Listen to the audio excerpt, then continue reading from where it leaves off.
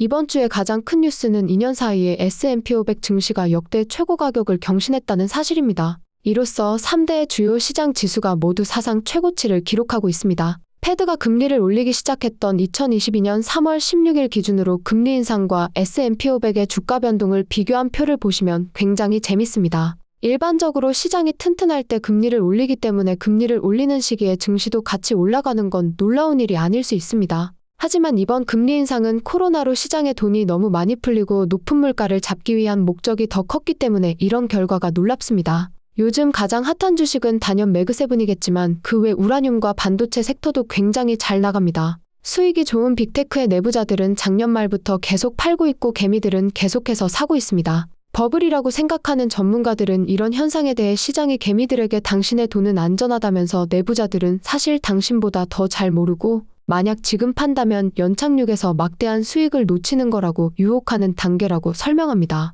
올해 패드 미팅이 총 8번 있는데 시장은 7번의 금리 인하를 기대한다는 건 현실성이 전혀 없는 이야기입니다. 그래서 빠르면 3월에 금리 인하가 일어나지 않는다면 조정이 올 수도 있다고 하는데 AI 열풍과 금리 인하 기대감이 하늘을 찌르기 때문에 실제 일어날지는 알 수 없습니다. CPI 상승에 이어 실업수당 청구 건수가 2022년 9월 이후 가장 낮은 수치이자 1969년 5월 이후 두 번째로 낮은 수치가 나오면서 3월 금리 인하 이야기는 점점 희미해지고 있습니다. 하지만 버블 폭발 같은 큰 조정이 오지 않는다면 단기적인 미래는 그 누구도 알 수 없고 장기적인 미래 가치를 보고 투자하는 개미들의 승리로 끝날 수 있습니다. 작년 이맘때만 해도 경기 불황 예상이 대세였는데 격세지감입니다. 2022년 7월 이후 구글에서 경기 침체를 검색한 수가 가장 적어졌다고 합니다. 모두가 예상하는 경기 침체는 오지 않는다는 말처럼 모두가 환희에 가득 찼을 때 불황이 닥칠지도 모르겠습니다. 요즘 시장을 보면 단기 예측이 불가능해 보입니다. 말도 안 되게 유가만 왕따시키고 채권,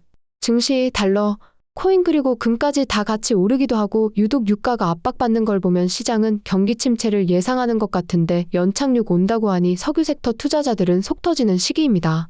유가는 과거와 달리 그 어떤 뉴스에도 움직이지 않고 있습니다. 중동의 긴장감이 극에 다다르고 시장은 연착륙한다고 하면서 고용시장이 이렇게 강하고 소매 판매가 계속 성장하는데도 유가는 박스권에서 맴돌고 있습니다. 미국의 올 초 항공 여행 수치는 코로나 전인 2019년보다 8.1% 상승했고 수요 예상도 나쁘지 않다고 하는데 아시아 시장에서는 올리고 반면 미국 장만 열면 마치 거대한 힘이 찍어내리듯이 떨어지는 걸 반복하는 느낌입니다. 이 중에 중동의 긴장감은 생각보다 심각한데 이란이 여기저기 미사일을 날리면서 미쳐 날뛰는 건 미국의 힘이 역사적으로 가장 약해졌기 때문입니다. 특히 미국은 중동 문제에 더 이상 휘말리고 싶어하지 않습니다. 미국의 가장 급한 문제는 중국을 견제하는 것이고 그 다음은 우크라이나 전쟁 같습니다. 이스라엘이 자기 말을 듣고 있지 않아서 미국은 속이 썩어 들어가지만 미국은 중동의 최강자인 이란과의 확전은 절대 피하고 싶어합니다. 미국의 리더십이 많이 약해졌습니다. 과거였다면 작년에 풀어준 이란의 제재를 다시 조여야 하지만 바이든은 본인 재선을 앞두고 유가 오를까봐 이러지도 저러지도 못하고 있습니다.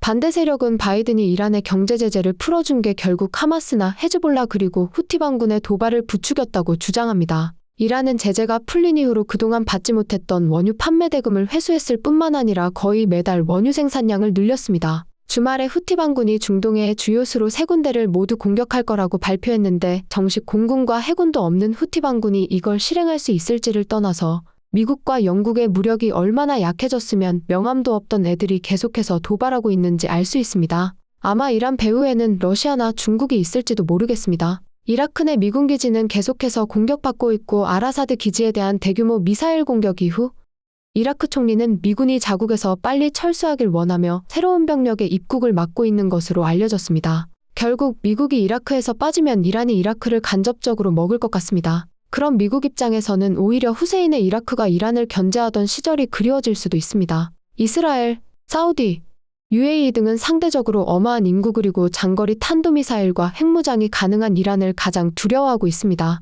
팔레스타인 분쟁에도 불구하고 사우디, UAE, 카타르가 여전히 이스라엘에 가스와 석유를 공급하고 있다는 게 단적인 예입니다. 돈이 아무리 많고 고가의 최첨단 무기가 있어도 그걸 운영할 군대가 없다는 게 이들 국가의 가장 큰 걱정입니다. 리얼타임 세계 원유 재고를 정확하게 알 방법은 없습니다. 그나마 공신력이 높은 편인 케이플러 데이터에 따르면 현재 재고는 지난해 9월 수준으로 낮아졌습니다. 유가에 더 영향을 미치는 OECD의 재고 수준을 보면 골드만삭스에서는 올해부터 2025년까지 다소 감소할 것으로 내다봤습니다. 유가에 부정적인 사람들이 주장하는 가장 큰 근거는 오펙의 예비용량입니다. 하지만 오펙의 대부분 예비용량은 사우디와 UAE에서 나오고 유가를 안정시키려는 그들의 의지는 여전히 변함없어 보입니다. 월스트리트가 물가 상승을 막기 위해 유가는 역대급으로 쇼팅치면서 미국 3대 증시를 끌어올린 건 많이 알려진 이야기입니다. 하지만 석유 섹터보다 더 쇼팅을 친 곳이 있었으니 그건 중국 주식시장입니다. 간단한 예로 양국의 대표적인 ETF인 SPY와 FXI를 2021년 이후로 비교해보면 그 차이는 극명합니다. 특히 미국에 상장된 대표적인 중국 주식인 바바, 바이두, 니오, JD, YUMC 같은 중국 주식들의 주가 약세 흐름은 처참합니다. 급기야 중국 당국이 기관 투자자를 대상으로 공매도 금지 조치를 꺼냈지만 외국인 투자 심리를 돌리기에는 역부족일 것이라는 전망이 우세합니다. 외국인들은 올해 들어 이달 10일까지 홍콩 중국 연계 거래를 이용해 본토 주식을 총 91억 위안 순매도했습니다. 이어 지난 17일에는 중국 본토 증시에서 주식을 130억 위안어치 순매도해 최근 1년간 하루 기준 최대 규모 매도세를 기록했습니다. 중국은 2015년 7월에도 증시 폭락을 막기 위해 주요 주주들의 중국 기업 주식 매도를 6개월간 금지하고 공매도를 제한하는 한편 자금 분산을 막기 위해 기업 상장도 금지했는데 같은 연도 7월에서 9월의 CSI 지수는 오히려 20% 넘게 급락한 전례가 있습니다. 테슬라를 제치고 전기차 세계 판매 순위 1위에 등극한 이유는 주가가 꼭대기에서 95%나 떨어졌고 중국의 구글과 아마존이라는 바이두나 바바의 주가 역시 처참합니다. 특히 알리바바는 2014년 IPO 했을 때 가격이었던 $68 근처까지 내려왔습니다. 대부분 중국 주식이 저평가이면서도 투자가 꺼려지는 이유는 첫째, 신뢰 문제인데 정부 정책이나 회사 회계 자체를 믿기가 어렵습니다. 둘째는 부동산과 정부 부채 문제 그리고 수출과 인구 감소까지 중국의 경제 자체가 예전만 못합니다. 셋째는 대표적인 반도체를 비롯해서 대부분 산업에 미국 등과 무역 갈등이 여전하고 타이완 침공 시 모든 주식이 떨어지겠지만 특히 중국 주식의 타격이 클 겁니다. 마지막 네 번째는 공산당 독재에서 시진핑 개인 독재로 바뀌면서 불확실성이 커졌습니다. 하지만 이 모든 악재를 감안하고도 아마 장기적으로 들고 있을 수 있다면 언젠가 빛을 볼 만한 가격이라고 생각합니다. 개인적으로 실적이 나쁘지 않은 바바 주식이 가장 탐이 납니다. 배당도 있고 자사주도 매입 중이고 사업도 비교적 다각화되어 있어서 오래 버티면 무조건 먹을 것 같은데 이걸 알면서도 일반 개미에게 장기 투자는 절대 쉽지는 않을 겁니다. 참고로 바바는 작년에 국제 무역 부분이 50% 가까이 성장했고 FCF는 $30빌리언에 육박했습니다. 이걸 코스트코와 단순히 비교해보면 FCF는 5배나 많은데 시총은 거의 반 정도 수준입니다. 현금을 $80빌리언 들고 있고 총 자산이 $162빌리언고 작년 이익률이 약 14.5%이고 가치 투자의 창시자 찰리 먼거가 천국에 갈 때까지도 들고 있었는데 현재 시총이 겨우 $176빌리언라는 뜻은 회사 경영의 문제라기보다는 중국 정부의 신뢰가 맛이 갔다는 의미 같습니다. 쉐브론이 요즘 핫한 캐나다 듀버니 자산을 시장에 내놓았습니다. 지도에서 보시는 것처럼 CVX의 자산은 광범위합니다. 지도상으로는 CPG나 WCP와 굉장히 많이 겹치는데 두 회사 모두 여기서 더 인수했다가는 주가가 시궁창으로 갈 것 같고 어떤 회사가 인수할지 궁금해집니다. 내셔널뱅크에 따르면 올해 CV의 EV 대비 현금 흐름 멀티플이 겨우 3.8배 정도로 예상합니다. 3분기에 다운스트림 수치가 좋지 못했고 4분기 실적도 실망스러울 것 같고 그런 이유로 부채 목표 달성은 더 시간이 걸릴 것 같습니다. 하지만 SU보다 더 큰 정유소 처리 용량을 가진 대형 종합회사이고 최고의 업스트림 오일샌드 자산과 LNG 캐나다에서도 소외당하지 않을 만큼의 천연가스 생산량을 가지고 있다는 걸 감안하면 굉장히 저평가로 보입니다.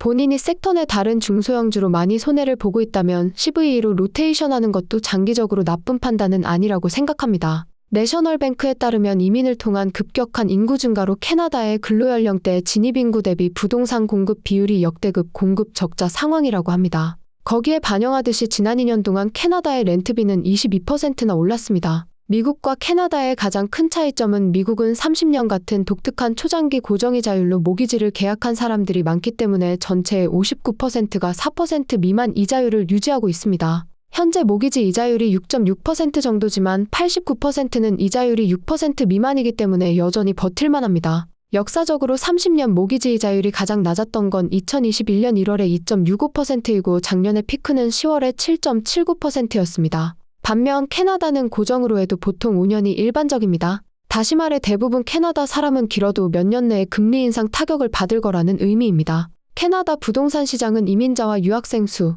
세금 인상, 몰기지 이자율 등 워낙 변수가 많아서 단기 예측이 불가능합니다. 단지 주식은 선반영인 만큼 이미 처맞을 만큼 맞은 분위기고 올해 금리 인하 기대감으로 최근 부동산 니츠 주식들은 바닥에서 많이 올랐습니다. 하지만 캐나다 중앙은행에서 대놓고 3월 금리 인하는 없다는 분위기입니다. 실제 금리를 올리는 건 불가능할 것 같고 그냥 높게 오래 갈 거라는 느낌으로 하는 말이겠지만 금리 인상도 고려한다고 겁을 주면서 최근 올랐던 리츠 주식들이 조금 조정받았습니다. 표에서 보시는 것처럼 G7 국가 중에 캐나다 집값이 상대적으로 비싼 것으로 나왔습니다. 실제 캐나다 대도시들은 평균 소득 대비 세계에서 가장 집값이 비싼 도시로 이름을 올리기도 했습니다. 오케이, 거기까지.